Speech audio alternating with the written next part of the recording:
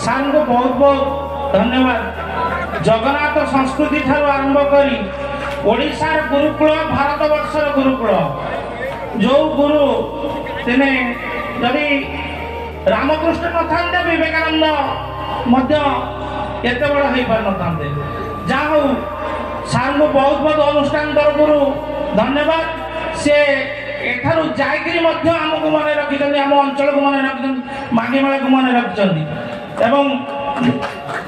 मु बर्तमान अनुरोध रखी आम सहित जी ब्रह्मा वरुणेन्द्र रुद्र मरुतः तुबेन्ते देवे तवे वैदे सांग पद क्रम निषेध प्रगायन्ति सामगाः ध्यानमस्ति ततर्गतेन मनसा पश्यन्ति जंयोगिनो यस्यान्तर्न विधुरसुरासुरागणो देवाय तस्मै नमः। पुण्यतया महानदी तटस्थ पुण्यधाम पुण्यस्थली पुण्यगर्भा रघुनाथपुर हृत्पिंड उपरे आयोजित आज पुण्यस्थली उपस्थित समस्त पुण्यात्मा मानक मोर सारस्वत अभिनंदन जनाऊँगी। जो मानकर निष्ठा चेष्टा प्रचेषा बल एभली एक मनोज्ञ मंजुल मनमुग्धक माघी मेला माघी उत्सव आयोजित हो जाइए जहाँ को देखी आपण मैंने जी लुब्ध प्रलुब्ध केवल ताहा नुह मु भी बहुत विमुग्ध। बंधुगण आलोकर बंगाली गह गह कंपुची रघुनाथपुर बड़दाण्ड नूतन उत्साह उद्दीपना वर्षण मुखर संध्या आपण मानकर मूल्यवान समय प्रति मु संपूर्ण सचेतन। अस्थिर मन को स्थिर करने विक्षिप्त चेतन को संक्षिप्त करने मु मात्र 2-3 मिनिट मध्य मोर वक्तव्य को सांग करने जाऊँगी। बंधुगण ये माटी सहित मोर गोटे भावगत संपर्क रही आछि गोटे इमोशनल अटैचमेंट रही आछि। मोर ट्रांसफर हबार परे बोधहु ये माटी की द्वितीय बार आसबार मु सौभाग्य अर्जन कर पारिछि।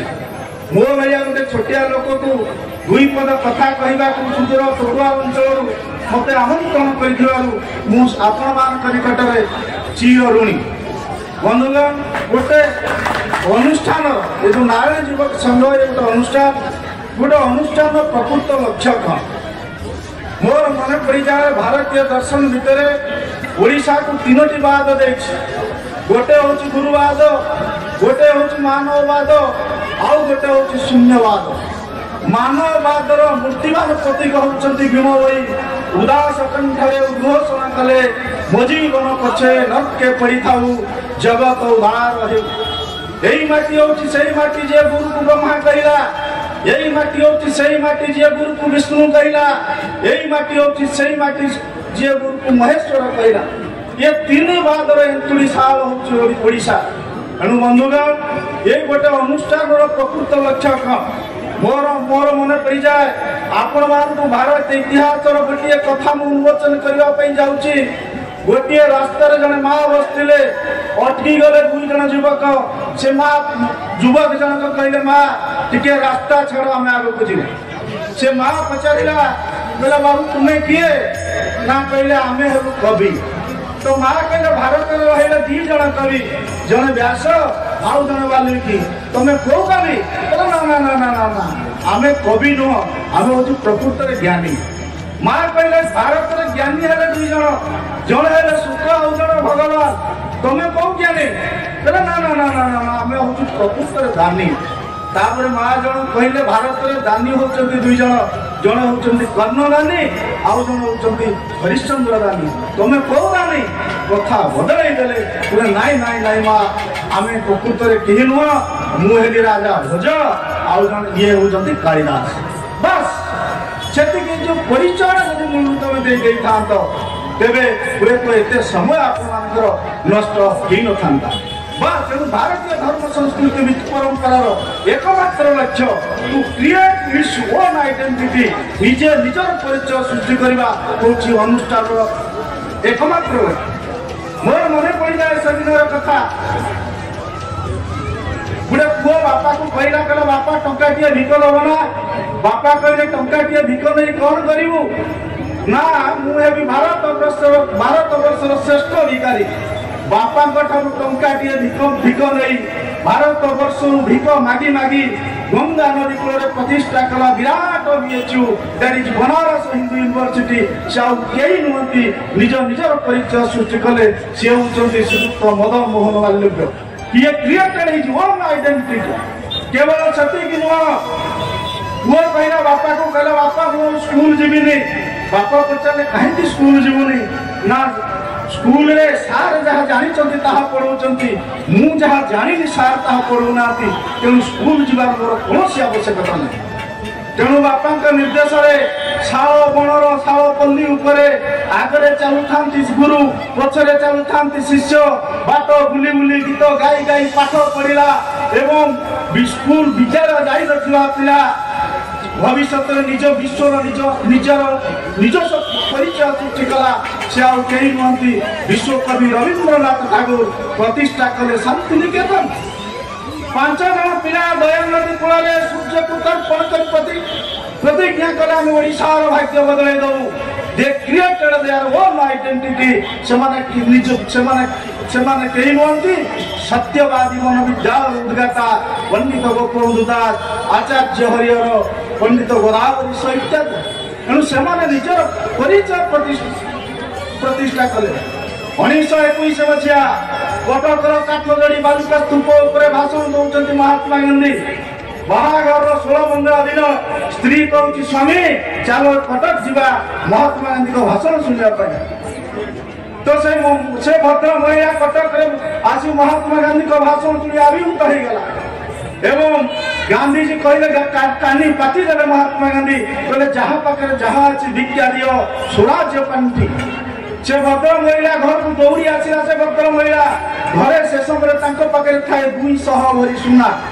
ସବୁତିକ ସୁନା ଗହଣା ନେଇ ମହାତ୍ମା ଗାନ୍ଧୀଙ୍କ ଗାମୁଛା ଉପରେ ସବୁ ଅଜାଡ଼ି ଦେଲେ ଏବଂ ମଲା ପର୍ଯ୍ୟନ୍ତ ହଳେ ଟପ୍ସ ପିନ୍ଧିକିନା ରହିଲେ। ସେ ମହାତ୍ମା ଆଉ କେହି ନୁହନ୍ତି, ଓଡ଼ିଶାର ବନ୍ଦୀ କନ୍ୟା, ଯାହାଙ୍କ ନାଁରେ ପ୍ରଥମ ମହିଳା ୟୁନିଭର୍ସିଟି ରମାଦେବୀ ମହିଳା university Bhubaneswar. She created his own identity. ତା ନିଜ ପରିଚୟ ତାଙ୍କର ସେ ନିଜେ ପ୍ରତିଷ୍ଠା କଲେ। ବନ୍ଧୁଗଣ, କେବଳ ସେତିକି ନୁହଁ, ଗୋଟେ ଦଣ୍ଡା ବାଳୁଙ୍ଗା ପିଲା ସ୍କୁଲ ହେଡମାଷ୍ଟର ତାଙ୍କୁ ରଷ୍ଟିକେଟ୍ କରିଦେଲେ। ଘରକୁ ଚିଠି ପହଞ୍ଚିଲା। ମା ଯେତେବେଳେ ପୁଅ ଅଛି ଘର ପାଖରେ ପହଞ୍ଚେ, ଦେଖିଲା ମା ଆଖି ଧାର ଧାର ଲୁହ।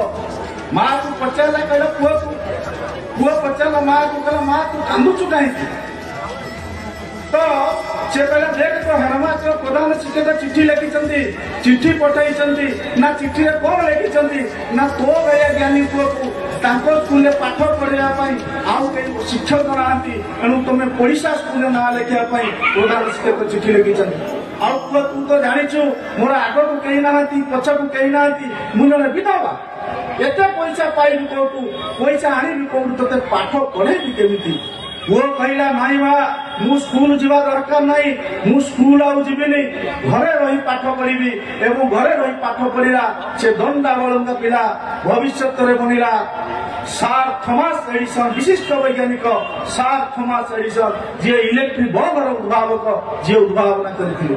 ଏଣୁ ପରିଚୟ ସୃଷ୍ଟି କରିବା ହେଉଛି ଅନୁଷ୍ଠାନର ଏକ ବ୍ୟକ୍ତି ବିଶେଷର ଲକ୍ଷ୍ୟ। ଭାଷଣ ଚାଲିଛି, ଜଣେ ଭଦ୍ର ମହିଳା ଅଭିଭୂତ ହେଇଗଲା, ବିମୁଗ୍ଧ ହେଇଗଲା ଭାଷଣ ଶୁଣିକରି। ସେ ଯୁବକଙ୍କୁ ଯାଇ ପଚାରିଲା, କହିଲା ବାବୁ ତମେ ଯୋଉ ସ୍କୁଲରେ ପାଠ ପଢୁଥିଲ, ମୋର ଇଚ୍ଛା ହଉଛି ଯେ ସ୍କୁଲରେ ପାଠ ପଢିବା ପାଇଁ। ତାପରେ ସେ ଭଦ୍ର ଯୁବକ ଉତ୍ତର ଦେଲେ, କହିଲେ ମା ଆଉ ସେ ସ୍କୁଲ ନାହିଁ, ସେ ସ୍କୁଲ ଭାଙ୍ଗି ଯାଇଛି। ତାପରେ କହିଲେ ବାବୁ ତମ ସାର୍ଙ୍କ ନାଁ କୁହ, ମୁଁ ସେ ସାର୍ଙ୍କ ପାଖରେ ପାଠ ପଢିବାକୁ ମୋର ଇଚ୍ଛା ହଉଛି। କହିଲା ନାଇଁ ମା ସେ ସାର୍ ବି ଆଉ ନାହାନ୍ତି, ସେ ସାର୍ ବି ମରିଗଲେଣି। ତା ମାନେ ତମ ସ୍କୁଲର ନାଁ କଣ? ନା ମୋ ସ୍କୁଲର ନାଁ ହେଲା ମୋ ଘର, ମୋ ମା ହଉଛନ୍ତି ମୋର ପ୍ରଥମ ଶିକ୍ଷୟିତ୍ରୀ। ସିଏ he created his own identity in the world. ସିଏ ହଉଛନ୍ତି ସ୍ୱାମୀ ବିବେକାନନ୍ଦ। ଏଣୁ ବନ୍ଧୁଗଣ, କେବଳ ସେତିକି ନୁହଁ, ଭାରତୀୟ ଧର୍ମ ସଂସ୍କୃତି ପରମ୍ପରାର ଏକମାତ୍ର ଲକ୍ଷ୍ୟ to create its own identity, ନିଜସ୍ୱ ପରିଚୟ ସୃଷ୍ଟି କରିବା ହେଉଛି ଅନୁଷ୍ଠାନର ଏକମାତ୍ର ଲକ୍ଷ୍ୟ। বন্ধুগণ এই ভূখণ্ডের জনে মহামনীষী কুষ্ঠরোগ ব্যাধিরে আক্রান্ত ডাকিলে নিতু বাবু পাখকুয়া পদে কথা লেখিতা ସବୁଥିରୁ ବଞ୍ଚିତ କରି କେଉଁ ଦେଶବାନା ଉଡ଼ାଇବ ହେ ଦେଇଥିଲ ଯାହା ସବୁ ତ ନେଲେଣି ଆଉ କିସ ପାଇଁ ଡରାଇବ ହେ She created his own identity in the Odia literature. ସେ ହେଉଛନ୍ତି କାନ୍ତ କବି ଲକ୍ଷ୍ମୀକାନ୍ତ ମହାପାତ୍ର ଏ ଭୂଖଣ୍ଡର ଅନ୍ୟତମ ଯଶସ୍ୱୀ ମଣିଷ ଗୋଟେ ଯଶସ୍ୱୀ ମଣିଷ। ତେଣୁ ବନ୍ଧୁଗଣ ପରିଚୟ ସୃଷ୍ଟି କରିବା ହେଉଛି କେବଳ ଅନୁଷ୍ଠାନ ବ୍ୟକ୍ତି ବିଶେଷ ମହାମନୀଷୀମାନଙ୍କର ଲକ୍ଷ୍ୟ। ତେଣୁ ଠିକ୍ ସେଇ ନ୍ୟାୟରେ ଏ ରଘୁନାଥପୁର ଅଞ୍ଚଳର ଏ ଯୋଉ ନାରାୟଣ ଯୁବକ ସଂଘ କେବଳ ଜଗତସିଂହପୁର ଜିଲ୍ଲା କାହିଁକି ସମଗ୍ର ଓଡ଼ିଶାରେ ତାର ନିଜସ୍ୱ ପରିଚୟ ସୃଷ୍ଟି କରିପାରିଛି ସେଥିପାଇଁ ବହୁତ ବହୁତ ଧନ୍ୟବାଦ ମ୍ୟାନେଜମେଣ୍ଟକୁ ମୁଁ ଅର୍ପଣ କରୁଛି। ବନ୍ଧୁଗଣ ଯାଉ ଏଭଳି ଏକ ମହାରାଜ ଉତ୍ସବକୁ ମୋ ଭଳିଆ ଗୋଟିଏ ଛୋଟିଆ ଲୋକକୁ ନିମନ୍ତ୍ରଣ କରିଥିବାରୁ ଯେଉଁମାନେ ଅନୁଷ୍ଠାନର ସ୍ରଷ୍ଟା ଯେଉଁମାନେ ଉଦ୍ୟୋକ୍ତା ପ୍ରବକ୍ତା ମୁଁ ସମସ୍ତଙ୍କ ନିକଟରେ ମୋର କୃତଜ୍ଞତା ପ୍ରକାଶ କରୁଛି। এই মাঘিমেলা অনুষ্ঠান ଥିଲା ମାଘିମେଳା ଯେଉଁ ନାରାୟଣ ଯୁବକ ସଂଘ ତ ଦୀର୍ଘ 6 ଦଶକ ଧରି ତାର ଯେଉଁ ପରମ୍ପରା ସଂସ୍କୃତି ଐତିହ୍ୟକୁ ବଜାଇ ରଖିଛି। ଏଣୁ ଗୋଟେ ଛୋଟିଆ ଝୁମ୍ପୁଡ଼ି ପାଲରୁ ଆରମ୍ଭ ହୋଇ ଆଜି ମାଘି ମେଳା ଗୋଟେ ମହୋତ୍ସବର ରୂପ ନେଇଛି।